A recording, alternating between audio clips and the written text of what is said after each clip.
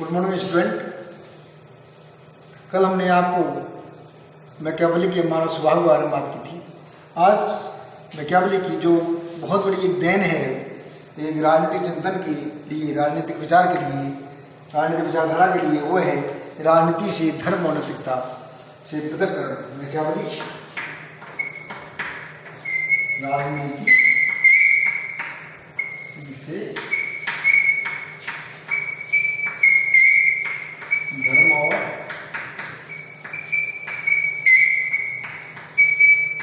नैतिकता का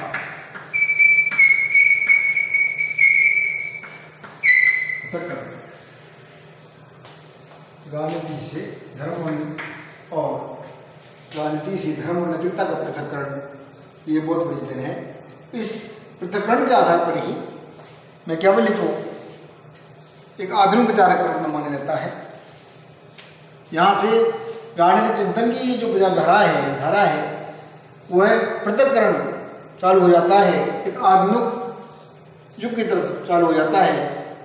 यहाँ से ये पृथक्करण मैकियावेली की एक बहुत बड़ी देन है। और पृथक्करण के 3-4 कारण आप मान सकते हैं। पहला जो कारण है राज्य। मैकियावेली ने राज्य को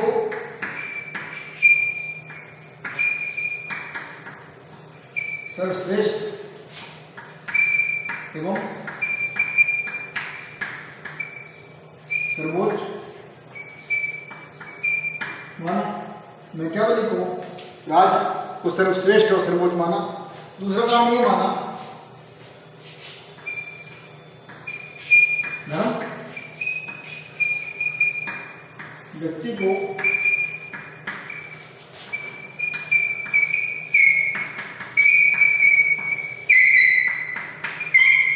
अंधविश्वासी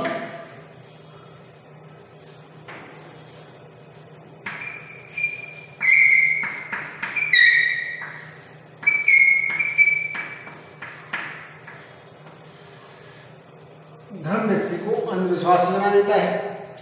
तीसरा कारण यह है कोई यथार्थवादी दृष्टिकोण रखता है।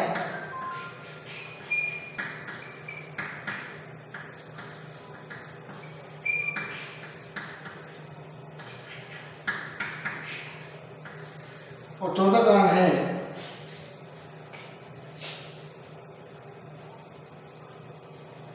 शक्ति प्राप्त करना नहीं चाहता है, शक्ति पाना चाहता है।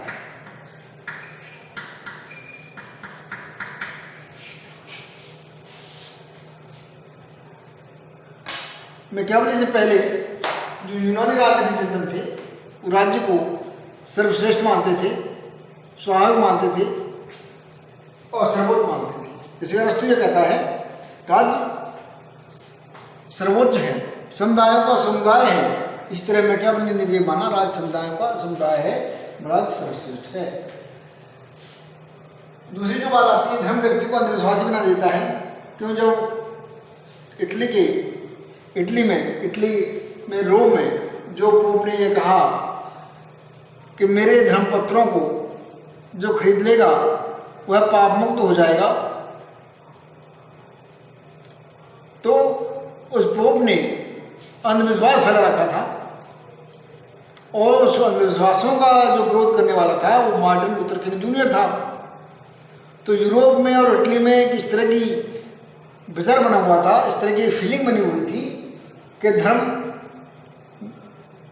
व्यक्ति को अंधविश्वास बनाता है, व्यक्ति में आक्रमण्यता लाती है और व्यक्ति को गम बना देता है। क्योंकि उस समय पोप ने यही प्रचार कर रखा था जो मेरे धर्मपत्रों को खरीद लेगा वह पाप से मुक्त हो जाएगा। और इसका विरोध मार्टिन लूथर किंग जूनियर ने किया।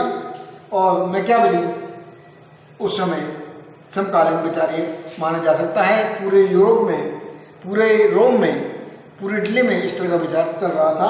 तो मैकियावेली को ये लगा अगर धर्म से राजनीति को अलग करना है, राजनीति को अच्छा बनाना है, राजनीति को सर्वश्रेष्ठ बनाना है, राज्य को सर्वश्रेष्ठ बनाना है, तो हमें धर्म को राजनीति से अलग करना ही पड़ेगा। यथार्थवादी दृष्टिकोण की बात करते हैं इससे पहले जो यूनानी राजनीतिक चिंतन थे उन सभी ने एक आदर्शवादी दृष्टिकोण रखा, परंतु मैकियावेली ने आधुनिक युग में एक यथार्थवादी दृष्टिकोण रखने का प्रचार रखा।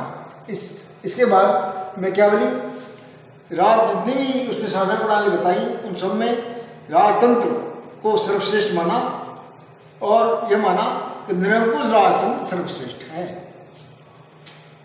कि निरंकुश शक्ति के माध्यम से ही राज्य को जीता जा सकता है, शक्ति के माध्यम से ही राज्य का संचालन किया जा सकता है। और जिस इटली के समाज में मानव पूरी तरह से भ्रष्ट हो चुका था, स्वार्थी हो चुका था, लालची हो चुका था, भ्रष्ट हो चुका था, चारों तरफ भ्रष्टाचार का बोलबाला हो रहा था, लालची, स्वार्थी, इस तरह की मानवीय जो प्रवृत्ति थी, अधिक से अधिक शक्ति प्राप्त करने की इच्छा कर रहा था, समाज में संघर्ष चल रहा था, एक युद्ध की स्थिति बनी हुई थी। इन सभी स्थितियों को नियंत्रित करने के लिए हमें शक्ति की आवश्यकता है, हमें शक्ति की आवश्यकता है। और शक्ति के माध्यम से हम व्यक्ति के चरित्र को सुधार सकते हैं और समाज की व्यवस्था को बना सकते हैं। इसलिए मैकियावेली ने धर्म को राजनीति से अलग करने का विचार रखा। यहाँ पर धर्म और राजनीति का विचार मैकियावेली पहला विचारक है जिसने धर्म और राजनीति को अलग अलग किया। मैकियावेली ने ना तो ईसाई धर्म की मान्यताओं ना दैवीय कानून का अस्तित्व को स्वीकार किया। मैकियावेली इस बात से इनकार कर दिया मानव का कोई पारलौकिक उद्देश्य है। वह संत एक्विनास के सिद्धांत को स्वीकार नहीं करता। भावी जीवन में आनंद प्राप्त करने के लिए मनुष्य को ईश्वरीय कानून के निर्देश की आवश्यकता है। मैकियावेली कहता है मानव का केवल एक ही उद्देश्य हो सकता है और वह है जीवन सुख और आनंद की प्राप्ति करना। राज्य के सिद्धांत में मैकियावेली ईसाईयत के इस सभी सिद्धांतों को स्वीकार करता है जो शासक को नम्र, विनीत आदि का पाठ पढ़ाते हैं। वह अपने प्रिंस को किसी प्रकार की नैतिक सीमाओं में नहीं मानता है। मैकियावेली के अनुसार राज्य के उद्देश्यों को प्राप्त करने, उसको एकीकृत शक्तिशाली बनाने के लिए राजा द्वारा आवश्यकता अनुसार सभी प्रकार के नैतिक, अनैतिक, अच्छे, बुरे, वैध, अवैध साधन अपनाए जा सकते हैं। मैकियावेली प्रिंस को छल, कपट, चालाकी, धोखाधड़ी, विश्वासघात, हिंसा, दमन सभी प्रकार के अनैतिक साधनों के उपयोग की आज्ञा देता है। मैकियावेली की धारणा है राज्य की सुरक्षा और कल्याण के मार्ग में नैतिक विचार को बाधित नहीं होने दिए जाना चाहिए। प्रत्येक व्यक्ति ये जानता है राजा के लिए अपने वचन का पालन करना चाहिए। नीतिपूर्वक आचरण करना कितना प्रशंसनीय है। यद्यपि हमारी आंखों के सामने जो घट रहा है उसमें हम देखते हैं केवल उन्हीं राजाओं ने महान कार्य किए हैं जिनमें चालाकी से दूसरों को पीछे छोड़ा है। मैकियावेली किसी कार्य की अच्छाई और बुराई से चिंतित नहीं था जितना कि वह उसके प्रभाव से चिंतित था। वो लिखता है राजा को राज्य की सुरक्षा की चिंता रखनी चाहिए। साधन तो सदैव आदरणीय ही माने जाएंगे, उनकी प्रशंसा की जाएगी। मैकियावेली ना तो प्राकृतिक कानून ना ही सार्वभौमिक रूप से स्वीकार करता है। राज्य को नैतिकता से पूर्णतः पृथक करना चाहिए। साध्य ही साधनों का औचित्य होते हैं और नैतिकता को व्यक्तिगत नैतिकता और जन नैतिकता, पर्सनल मोरालिटी और पब्लिक मोरालिटी दो वर्गों में बांटा है। व्यक्तिगत नैतिकता के अंतर्गत राजा शासक के दृष्टिकोण से और उसके मापदंड को रखा जाता है। जन नैतिकता के बारे में उसने कहा है जनता का कल्याण इसी में है। वह अपने शासक की आज्ञाओं का पालन करे। इसमें शासक स्वतंत्र है, उस पर कोई नियंत्रण नहीं है, ना ही वह नैतिकता के किसी बंधन में बना है। वह अपनी शक्ति और प्रभाव के विस्तार से जो उपयुक्त है, जो सहायक है, वो सब न्याय और नैतिक मैकियावेली द्वारा चरित्र आदर्श नरेश का यही दृष्टिकोण है। ना कोई चीज़ अच्छी है ना बुरी है, जरूरत पर काम आए वही चीज़ सबसे अच्छी है। उसका कथन है राज सत्ता को बनाए रखने के लिए शासन, साम, दाम, दंड, भेद, बेईमानी, हत्या, प्रपंच आदि किसी भी उपाय का प्रयोग कर सकता है।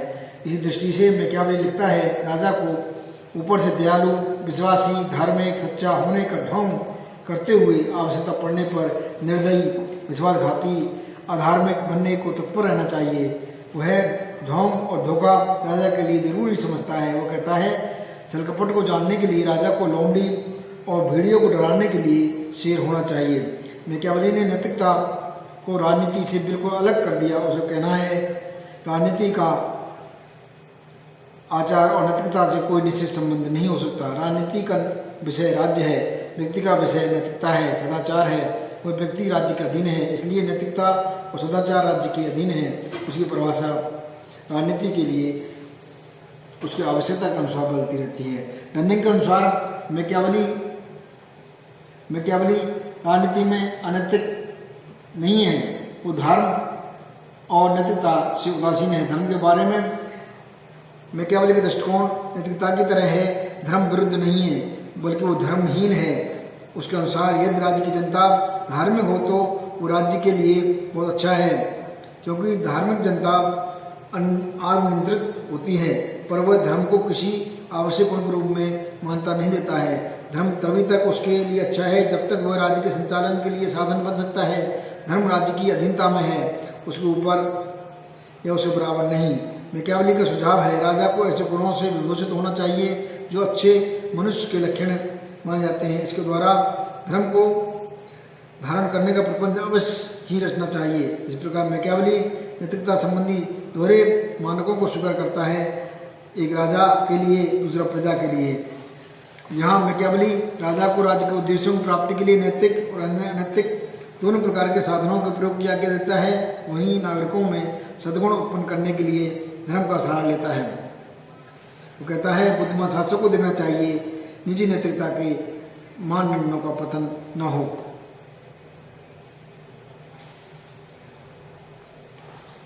धर्म और नैतिकता से राजनीति का पृथक्करण के मैकियावेली 3-4 कारण मानता है। मैकियावेली यह मानता है यूनानी दार्शनिकों के भारत राज्य को सर्वश्रेष्ठ और सर्वोच्च मानता है और उसका विचार है राज्य के हित व्यक्तिगत हित से उच्च और महत्वपूर्ण है। इसलिए उसने लिखा है जब राज्य की सुरक्षा संकट में हो तो नैतिकता के नियम लागू नहीं होने चाहिए, नागरिकों के व्यवहार को नियमित करना चाहिए। मैकियावेली का उस समय पोप के पाप में आचरण ईसाइयत में सिखाए जाने वाले सिद्धांत को देखकर यह विश्वास बन गया धार्मिक सत्ता मनुष्यों को अंधविश्वासी और आक्रमण बनाती है। उसके कारण वे परिस्थितियों का सामना करने में असमर्थ हो जाते हैं। अतः वह बिल्कुल नहीं चाहता मनुष्य को दुर्बल बनाने वाली धार्मिक सत्ता का राजनीति में लेश मात्र भी अस्तित्व रहे। एक अन्य कारण मानता है उसका यथार्थवादी दृष्टिकोण है। शासन कार्य में पृथक रूप से संबंधित होने के कारण उसने स्वयं ये देखा है शासकगण आंतरिक प्रशासन और वैदेशिक संबंधों के संचालन में सदैव ही नैतिक अनैतिक सभी साधनों को अपनाते हैं। अतः उसने राजनीति में नैतिकता का उपदेश देना व्यर्थ समझा। एक और कारण मानता है मैकियावेली द्वारा शक्ति को असाधारण महत्व देता है। वह शक्ति प्राप्त करने के लिए किसी उपाय के प्रयोग की उचित मानता है। उसने इस दृष्टिकोण कारण धार्मिक और नैतिक प्रभाव से पूर्णतः मुक्त राजनीति का जन्म दिया। आलोचना करने वाले विचारक भी यह मानते हैं मैकियावेली ने अपने राजनीतिक दर्शन में धर्म और नीति की घोर उपयोग की है। इटली की तत्कालीन परिस्थितियों में उसकी दृष्टि इतनी सीमित और निर्दित हो चुकी और मानव समाज में इनका सही महत्व आंकने में असमर्थ था। इस संबंध में मैकियावेली ने सहवाग ने लिखा है, ये निश्चित है 16वीं सदी के प्रारंभ में मैकियावेली ने यूरोपीय विचारधारा को बिल्कुल गलत रूप से चित्रित किया है। उसके द्वारा 2 पुस्तकें लिखी जाने के 10 साल के भीतर भी प्रोटेस्टेंट धार्मिक सुधार आंदोलन के कारण राजनीति और राजनीतिक चिंतन मध्य युग की अपेक्षा धर्म से अधिक संबंध रहा। मैकियावेली स्पष्टवादी थे, स्पष्टदर्शी थे पर दूरदर्शी नहीं थे। उनकी चालाकी की राजनीति को कला मानने की भूल ये है। फिर मैकियावेली पर यह आरोप नहीं लगाया जा सकता उसने राजनीति का धर्म नैतिकता संबंध विच्छेद करके उसे भ्रष्ट कर दिया। राजनीति तो उससे पूर्व भी भ्रष्ट हो चुकी थी और व्यवहारिक रूप से उसके द्वारा प्रतिपादित सिद्धांतों का प्रयोग आदिकाल से हो रहा है। मैकियावेली ने तो उसे अपनी यथार्थवादी दृष्टि से सत्य के रूप में घोषित करने का कार्य किया है। डनिंग ने लिखा है वह अनैतिक नहीं है, नैतिकता विरोधी था, अधार्मिक नहीं है, वो धर्मनिरपेक्ष था। पोलक ने अपने विचारों में वैज्ञानिक तटस्थता की संज्ञा दी है। वास्तव में उसने धर्मनिरपेक्ष राजनीति की नींव डाली और मैक्सी के शब्दों में राजनीति का नैतिकता से विच्छेद मैकियावेली की राजनीति के प्रति एक अत्यंत महत्वपूर्ण सेवा के रूप में मानी जा सकती है। इन सारी बातों के अंतर्गत ये मान सकते हो, इन सारी बातों में ये मान सकते हो, जो मैकियावेली से पहले जो सेंट थॉमस एक्विनास चल रहे थे उस समय मानव को दो तरह के सुख माने उसने, एक भौतिक सुख और दूसरा पारलौकिक सुख। भौतिक सुख राज्य के द्वारा दिया जाता है और पारलौकिक सुख चर्च के द्वारा दिया जाता है। परंतु मैकियावेली एक पहला विचारक है जिसने कि ये माना मनुष्य को केवल एक ही सुख है, इस जीवन में सुख और आनंद की प्राप्ति करना एक ही सुख है, और वो सुख राज्य देता है। इसलिए राज्य को सर्वश्रेष्ठ सर्वशक्तिशाली बनाने का प्रयास मैकियावेली ने किया है। यहाँ पर आज हमने राजनीति से धर्म और नैतिकता के पृथक्करण की बात आपसे बताने की प्रयास किया। छोटा सा टॉपिक है, आगे और बात करेंगे।